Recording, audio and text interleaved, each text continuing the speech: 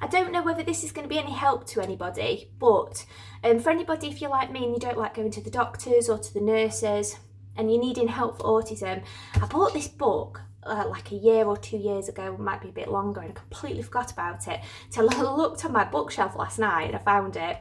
And it's a book for autistic people or people that you might think you're autistic, and it's there to help support. It's like it's self-care and dealing with sensory needs and reflections, and it's fantastic. I'm going to show you anyway. It's called the Neurodivergent Friendly Workbook of DBT Skills, and it's written and designed by Sonny J. Wise.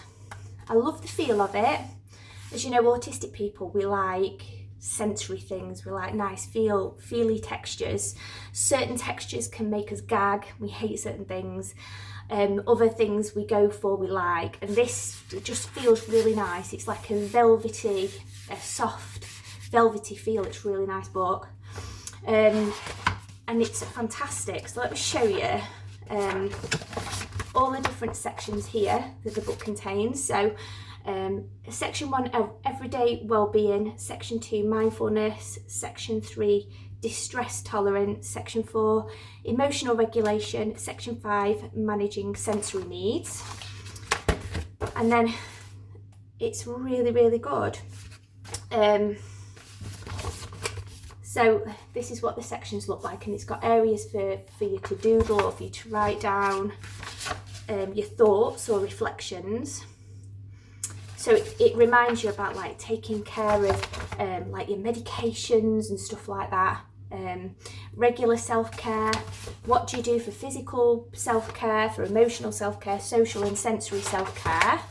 It's almost like when you're writing it down, it's like a reflection, which I think sometimes when we write things down, it reinforces for us to reflect or to do those particular activities.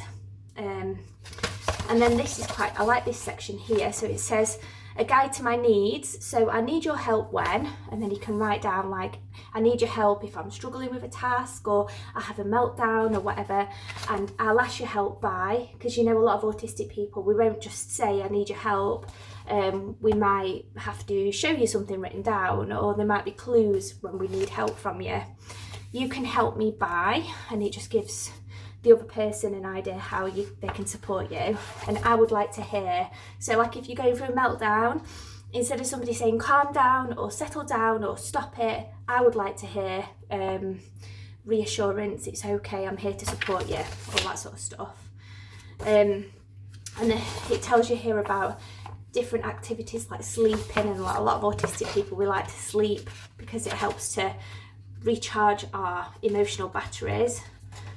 Having a crisis plan in place. As you know, I hit crisis point a few weeks ago and had to get the crisis team involved.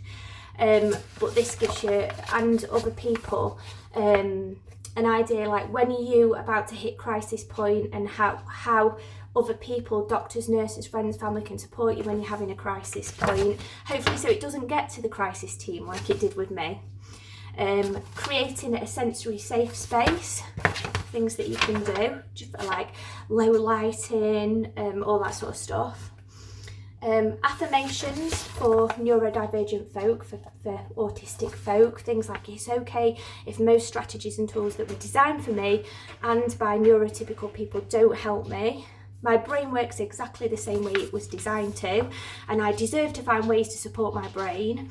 I will not hide my identity and neurodivergent traits. I won't hide my autism just because they make people uncomfortable. I can forget to close cabinets. I can forget to brush my teeth and reply to messages, but still be worthy. I do not have to hold myself to neurotypical standards, rules, or expectations. My sensory differences are real and valid, and they deserve to be accommodated. Sometimes that just having that on your wall and reading it every day is enough to make you feel better, because I think oftentimes we feel like we're not good enough in the world and for other people. And then that goes on, there's more affirmations, and then this section where you can write your own affirmations, things that you can look at every day and make you feel better. And then we go on to like mindfulness sections, all about what mindfulness is, focusing, paying attention, identifying your needs, recognising when you're reaching sensory overload, increasing self-awareness, regulating emotions, and all that all goes on. When to use mindfulness, and it tells you what to do, like, you know, grounding techniques. And that goes on all about finding your mindfulness and finding your techniques. And then what I love about this is there's all sorts of different action plans here that you can write, because, you know, we're all different, so what suits me might not suit you, and vice versa. So in this section you can write down what values you have, current special interests, what sensory items you like, and what things that help you for grounding. And things like taking a nap, going to bed, all that sort of stuff if you're feeling overloaded. So that goes on more about mindfulness. And then we've got the section of distress tolerance, and that they use this here, stop, S-T-O-P, stop, pause and don't react, take a step back, walk away and take a deep breath, observe, notice your surroundings and how you feel, proceed mindfully, what can you do? I'll be honest with you, I don't really do that. If I'm upset about something, I tend to dive straight into crying, but this is good because it teaches you all different types of triggers and how to manage, like I just said, crying, which is a meltdown, how to manage meltdowns. I love this because it's easy to see, it's easy to read, like meltdown prevention tips if you feel overwhelmed, listen to your body, create a routine that works for you, make a meltdown plan, learn your triggers, regulate sensory breaks, identify early warning signs, and it goes on. And then it has all different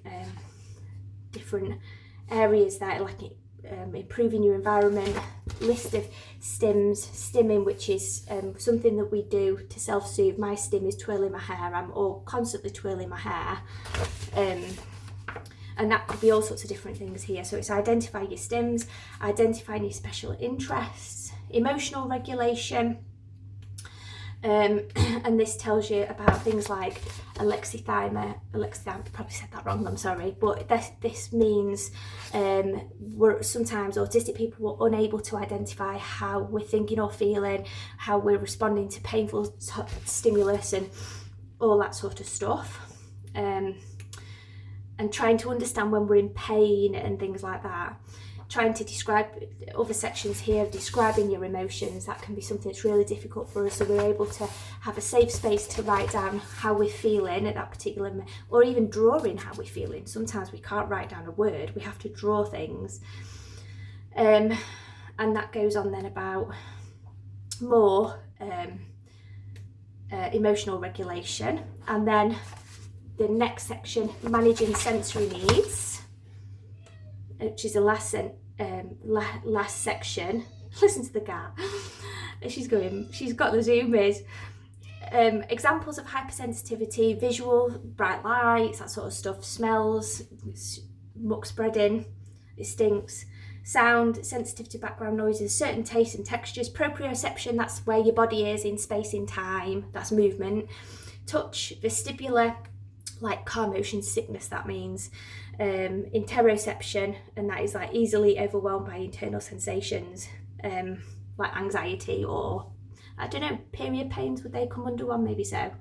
Managing hypersensitivities, like what can you do to help manage sensory overload, signs of sensory overload, irritability, restlessness, fidgeting, increased stimming, need to escape or avoid everything,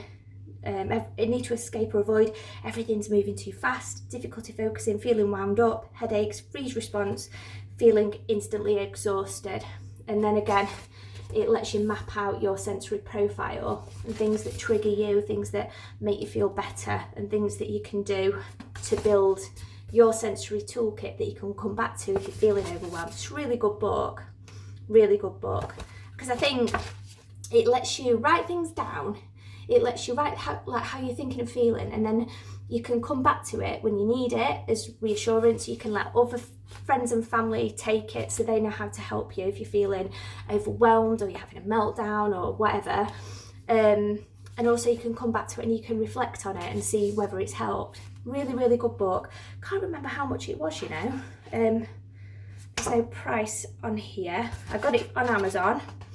I don't think it was that expensive. I think it was around about £20. I'm not sure, but it is, I would say personally, I'm not sponsored obviously by them, but I would say it's well worth it. It really is a good book, and it's something I'm definitely going to be using over the next few days. Hope it's helped. Leave a comment below, let me know, have you guys ever used this before, and have you found it useful? See you later, bye.